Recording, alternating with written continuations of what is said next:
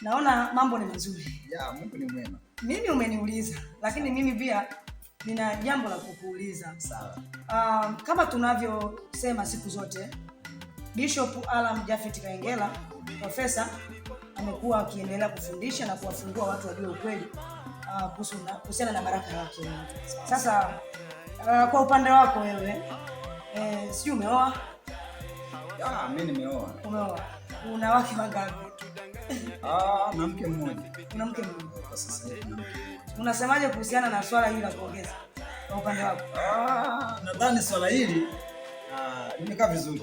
Unatarajia kuongeza? Ya, kutokana na changamoto ambazo pengine naziona kwenye ndoa, kwa sababu nadhani ukiongeza kama changamoto fulani zinapungua. Changamoto zinapungua? Ya, nahisi kitu. Kwa hiyo unamaanisha kwamba ukiongeza mke wa pili ama wa tatu unakuwa umeongeza matatizo? Ukiongeza mke wa pili au wa tatu kwamba umeongeza matatizo. Hapana. Hilo nalisema. Nadhani utakuwa umepunguza baadhi ya matatizo. Kwa mfano? Kwa sababu ujue kuna baadhi ya changamoto, mfano ukisoma Biblia kuna mahali imezungumza mwanamume hana ruhusa wa kumzuia mwanamke wake. Yaani ule mwili si wa mwanaume peke yake. Na mwanamke pia vivyo hivyo.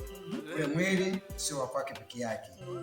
Na ndipo kuna sehemu akasema kwamba msinyimane.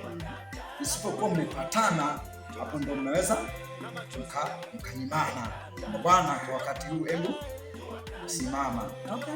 Lakini ukiwa na mwanamke mmoja mnaweza mkapita kwenye mazingira fulani ya kukwazana.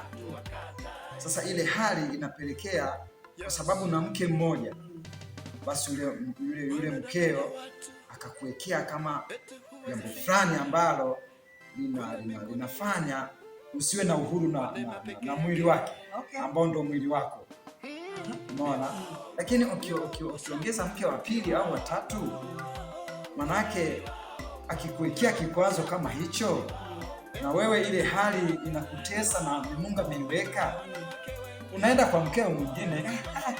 Unaona? Kwa pale ukiongeza mke wa pili au wa tatu, ni baraka, unakuwa umepunguza matatizo.